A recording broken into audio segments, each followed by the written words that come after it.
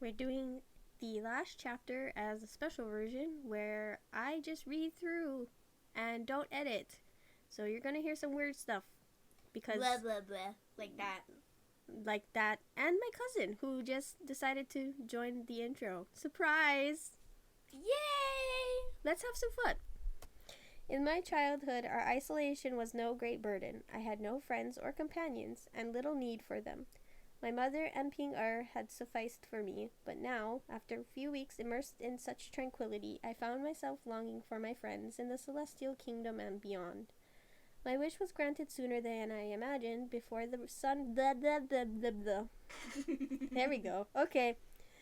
My wish was granted sooner than I imagined. Before the sun rose the next day, Ping called out that Li Wei had arrived. My eyes were heavy with sleep, but a pulse rippled. Oh my god. My eyes were heavy with sleep, but a pulse rippled through me at the thought of seeing him. I leapt out of bed and washed my face quickly before pulling on a blue robe, his favorite color, my treacherous mind observed before I silenced it.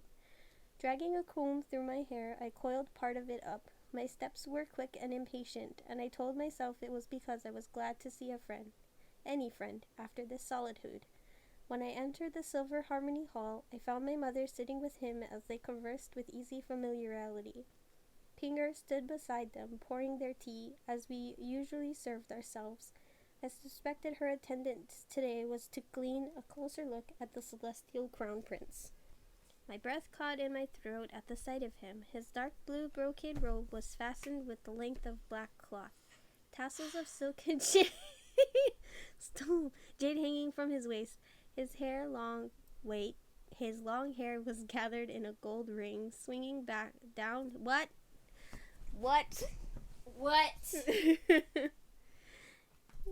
His long hair was gathered into a gold ring, swinging down his back. He sat with his palms resting over his knees, with an ease to his bearing that I had not seen for a while. As he rose to greet me, his smile was more radiant than the sun. You are here, I stammered. All coherent thought had fled me. Uninvited but not unwelcome, I hope, he reached out to take... Are you comfortable? I'm not comfortable. He reached out to take my hand. Such intimacy caught me unaware, as did the unrestrained warmth in his gaze. No, never that, I finally managed. With precise timing, my mother and Pinger declared they were needed elsewhere. I don't know.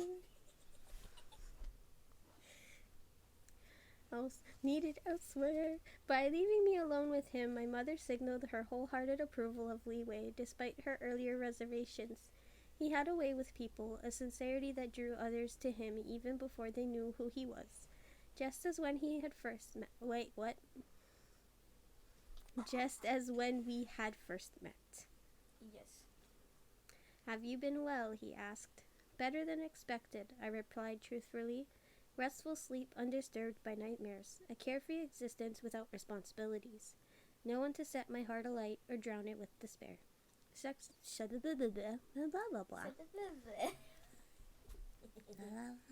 like it when you do that. It's funny. Such luxuries could work wonders on one's constitution. Since my return, my life force had been strengthening too. The moon possessed a powerful rejuvenating energy which I was unaware of before, perhaps because my magic had been suppressed. It would take a while before I regained my strength, but it might be sooner than I had anticipated. Though my body was healing, my spirit was restless. There was... Wait, what? What? I'm reading this... My brain is not working. Amazing. There were only so many times I could walk through the osmanthus forest. Only so many hours I could... Wait, what now? Wait, what now? Only... I keep losing where I am, okay? Use your finger to track. Only so many hours I could while away in reading and music. Have you been well? I echoed his question.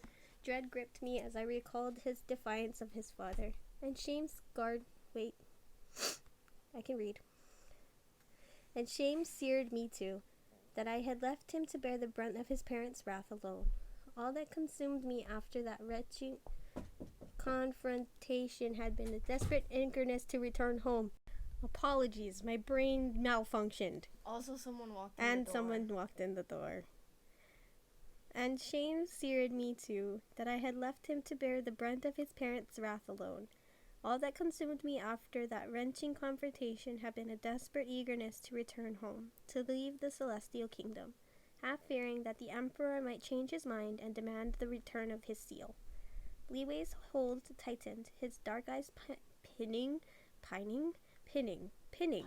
It's not pining. Leeway's hold tightened, his dark eyes pinning me where I stood. Nothing I haven't been through before. Pining. Shut up! I bit my lip, wanting to ask more, and yet the intensity of his stare, his nearness, gave me pause. Was there something different about him today? It was almost as though he had reverted to the Leeway of old. Before I discarded the thought. He was here, I was glad for it, and I had a favor to ask of him today, to take my mother and me to the mortal realm, to take us to my father. Selfishly, I had waited to tell my mother the news, to let us enjoy a few days of unadulterated happiness, basking in our reunion and her newly regained freedom. But I knew that she longed to fly to the mortal realm to seek my father at the first opportunity. One evening, when I could delay no more, I had clasped her hand in mine. Mother, I have something to tell you. Unwelcome words filled with foreboding. Or had it been the tremor in my voice which turned her face to ash? Her cold hand slid from my grasp. I don't want to hear it. Her childlike plea had pierced me. I wondered, should I let things go as they had? Half in hope, half in denial? Something in me Turning one turned one today. Oh, turning red turned one today. Yeah, turning one turned one today. Turning one turned one today. Has nothing to do with what we're reading. TikTok. Something in me reared away. Better to cut the cord clean than to let it fray toward the inevitable end. I'm sorry. The black dragon told me, Father is dead. My voice cracked over the words as my throat closed tight. She had crumpled then, her body heaving as it folded over. I held her fast, trying not to flinch from her choked cries. My words had struck all hope from her as a knife cutting in an ailing plant still clinging to life. I had lost a father I never knew, but my mother lost a husband she still loved. Together now the three of us flew to the mortal realm. My mother's face was white as she plucked at her sleeves nervously. It had been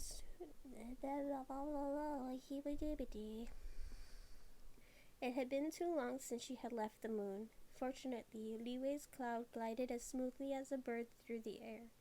The black dragon had described the place well. The black dragon had described the place well. Where the two rivers merged, we found a small hill covered with white flowers. At the highest point rose a large circular grave crafted from marble. Characters inlaid with gold spelled out the name Hoi Yi. All around were paintings of my father's achievements, the battles he had won, the enemies he had vanquished. It was a magnificent tomb, worthy of even a king in this world, yet it grieved me that there was no mention of his family or descendants. Had he lived alone until the very end? My mother clutched my arm, her steps faltering. She stared at the grave, her face stricken with grief. We can leave if you wish, I whispered through the ache in my chest. No, she cried fiercely. She pushed her long sleeves up, picked up the broom, and began sweeping with a burst of energy. For a moment I wondered what the mortals would think if they saw the revered moon goddess sweeping as industriously as any common villager. In a flash it struck me. They more than anyone would understand the respect she wanted to pay her husband, to show him that even in death she honored him still. I crouched down, using my handkerchief to wipe away dust and grime from the marble, polishing the characters until they shone once more. Leeway stood apart at first, before bending to clear away the weeds. When the sight was immaculate, my mother brought out the offerings of fruit and cakes that she had prepared herself. Heaped onto porcelain plates, I lit the incense sticks and passed 3 to her, their tips crimson with muted flame. Holding them before us, we knelt before the grave and bowed thrice. A wife and daughter mourning our greatest loss. After the final bow, I pushed the incense sticks firmly into the small brass censer. Thin trails of fragrant smoke drifted into the sky. I touched her hand, rousing her from her daze. Mother, when you walk in the forest at night, what do you think about? I had longed to ask this so many times before. She closed her eyes, a dreamlike smile on her lips. You, as a child, your father, our life together. How I wish he were here with us, that he had not been left behind. She bent her head then, broken whispers falling from her mouth. Sometimes I wonder, what if the physicians were wrong? What if I had not drunk the elixir? We would have lived all these years together in the world below. My hair would be gray now, but we would have been happy. Happy. Happy, happy, happy. Happy, happy, happy. Happy, happy, happy, happy, happy. Happy, happy, happy, happy, happy. Oh my god. Her grip tightened around mine. As I ascended to the skies, I turned around once to see him by the window, his hand outstretched,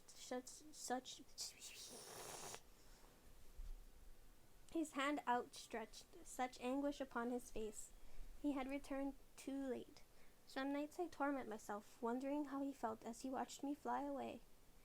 Did he understand why I did it? Did he feel betrayed? Did he hate me? Those nights, I hate myself too. She stared ahead, her throat working before she continued. In that moment, when I had held the elixir, all I could think of was you and me, and how much I wanted us to live.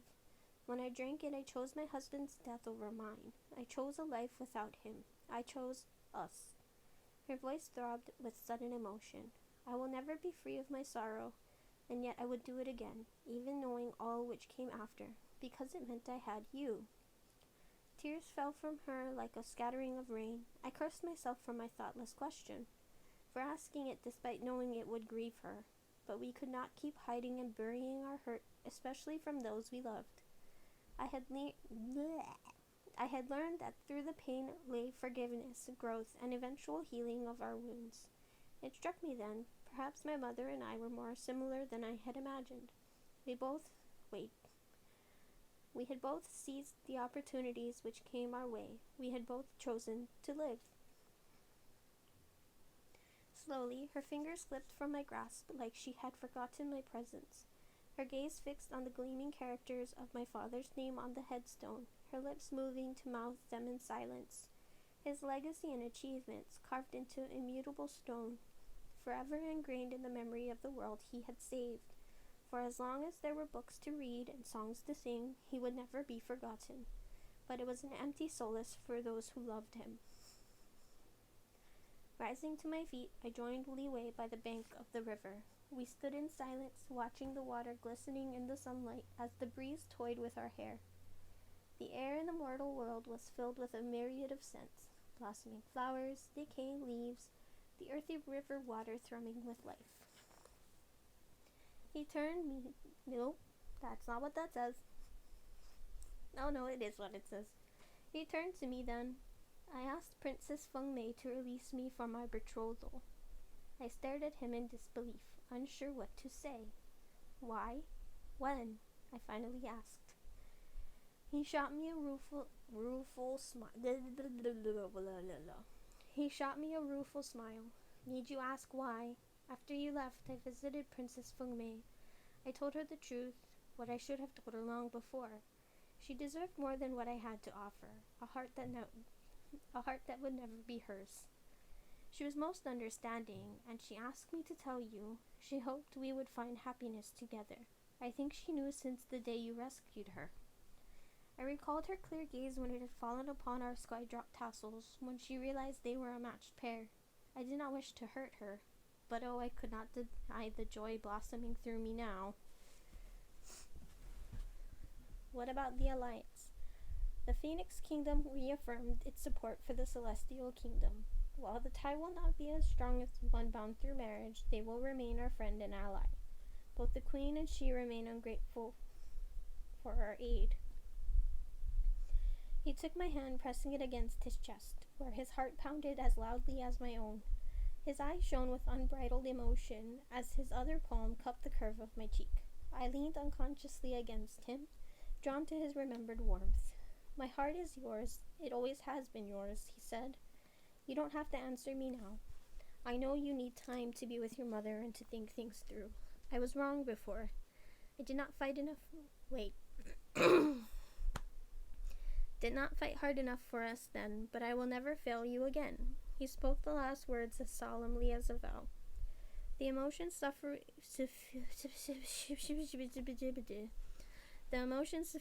me left no room for speech. It was as though the sun was It was as though the sun had emerged from from behind the clouds, illuminating the sky. The shadows might return, but for now I would bask in the radiance. Jesus, already? Yeah. Wow, okay. As dusk crept up, we flew back to the moon. Before he left, Li Wei helped me set up the protection wards. Our home was no longer forbidden to immortals, and while we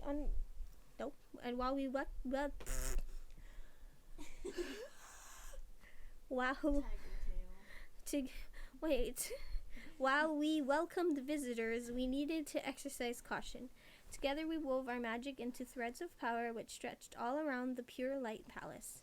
When I can't read. When I paused, exhausted by my efforts, Li Wei took over. As he closed his eyes, his energy erupted in a surge of light, circling our wards before vanishing. I have added another layer of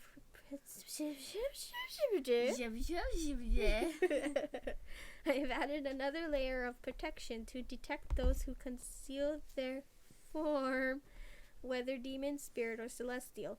While it cannot prevent their entry, it will hopefully give you sufficient warning.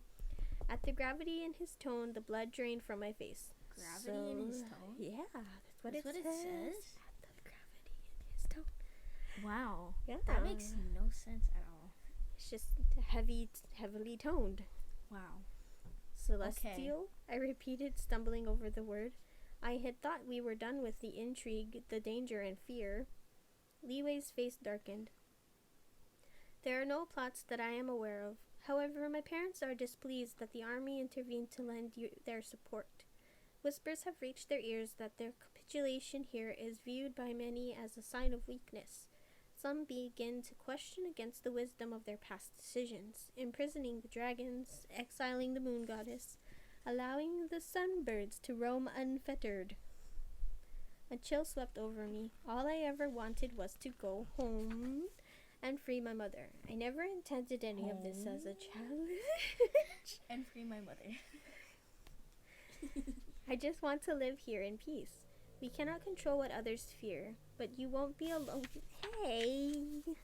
You won't be alone. I will be with you for as long as you let me. Li Wei took my frozen hands, lifting them to his lips, blowing his warm breath over them. I am just being careful.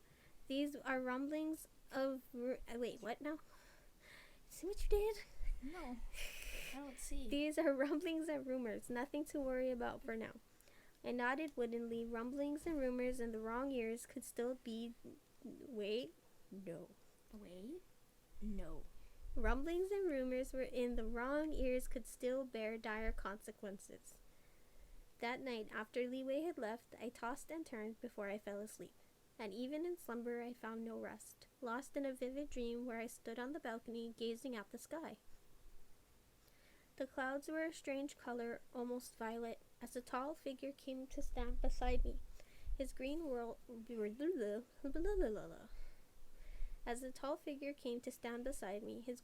swirled in the breeze. He stared at me with those silvery eyes, as though waiting for me to speak. "Thank you for letting us go, but it does not erase all you did," I said stiffly. I meant what I said, that I would never force you against your will again. There was a wistful note in his tone, one I never heard before. I did not realize what we had until it was lost. If only we could start over, I would do things differently. I did not answer him. I did not know what to say. There is something I want to ask you. You can ask, but I may not answer, I countered, unwilling to be unwilling to be drawn deeper into a conversation that brought back too many unsettling memories. Though he smiled, there was a hollowness about it. Would you indulge me? I've missed your company. I've not missed yours. A half-truth, a half-lie. I reminded myself that whatever I missed was the illusion of our companionship, not the reality of his deception. His eyes flashed. Oh my god. Flashed? Excuse me. On the rooftop before the dragon carried you away, would you have shot me? I had asked myself that countless times before, and now I finally knew the answer. No, his honesty deserved no less than mine. At that single word, he let out a drawn breath, the tension easing from his shoulders. Could you ever care for a demon as you did the celestial? The celestial never existed. It was the demon all along. Somehow I kept my voice flat, ignoring the twinge in my chest. He inclined his head gravely. Perhaps, however you see me, I will wait until you do. Do what? Love me again. His fingers brushed the side of my head, lightly stroking my hair. Or at least not hate me anymore. Before I could jerk away a scathing retort on my tongue, he had disappeared. I awoke the next morning sandy-eyed and grim. My dream was so vivid, the emotions it evoked so real. I was lost in thought for a while, alternating between outrage that he might have infiltrated my dreams and resentment that he thought him still troubled, that the thought of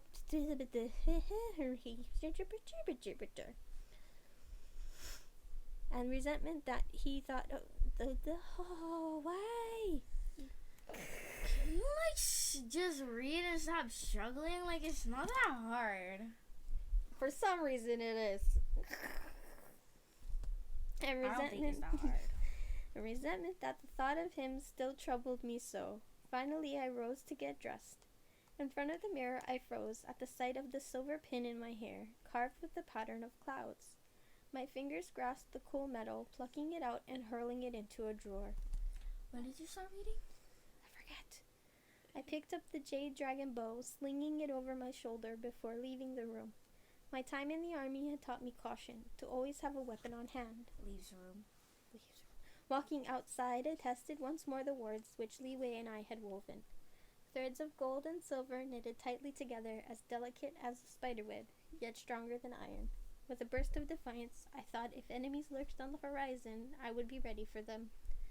That night, I did not dream of Wenji. I was unsettled, unsure of how I felt, though I sensed it was not the last I had seen of him. Boop. Are you booping the microphone? Okay. There's a little bit left. How much more left? That's so much. Okay, we're just not going to read the rest because it's so much. There's so much. I will read the rest. That I can mess up. Okay, are we still going? Yeah. Okay. My days fell into a routine. Since my mother's punishment was lifted, many immortals came to visit us. Some to pay their respects, others to satisfy their curiosity. More interested in the scandal of our tale than out of any true concern. I longed to show them out after the first cup of tea, but my mother's glare restrained my ruder impulses. Yet beyond these slight irritations, it was wonderful to be home, to feel safe and free and loved. True to her promise, Xu Xiao was a frequent visitor, often dropping by unannounced. I was always glad for her company and to hear her news of the realm. Min Yi came too, and even teacher Dao Ming and General Jian Yun. These were my favorite times, sharing my home with the friends I had made, to hear their voices and laughter spilling through our halls. Apple. Some company did not detract from the peace, but enhanced it. Yet no visitor was more frequent than Li Wei. We took long walks through the white osmanthus forest, winding between the glowing lanterns beneath the starlit sky. When I played the chin or flute, he sat beside me, sketching or painting. At times I looked up to find his dark eyes fixed on me with such intensity, my fingers would falter over the melody. But I no longer shied from his touch, nor felt the pang of guilt when my pulse quickened at the sight of him. And my mind once more dared to dream of our future. Some nights after Pinger had gone to bed, I joined my mother as she stood on the balcony of our home. We were together, yet each of us lost in our memories, hers of the realm below and mine of the skies above. I now understood with startling clarity why she had not wanted to be disturbed during these times. Though we did not speak, we found a kind of solace in each other's company, in sharing our sorrow, a sorrow which I had no comprehension of in my childhood. Often I started to find myself alone, not noticing when she had left. So wrapped up was I in my own thoughts, in trying to answer the questions which whirled through my mind. Zipper. Could Liwei and I truly forget all that had transpired to tear us apart? Could the ties that were severed be remade? In the tranquility of my home, I hoped to have the time to unravel these tangled knots of my life. Can we listen to this after? I guess so. Yay! Yet even though we were immortal, I could not walk this past. I could not. Pasta. I could not walk this path forever, shying from love, wary of making the wrong decision, afraid to be hurt. I had not believed myself fickle, but the truth was I no longer knew my own heart.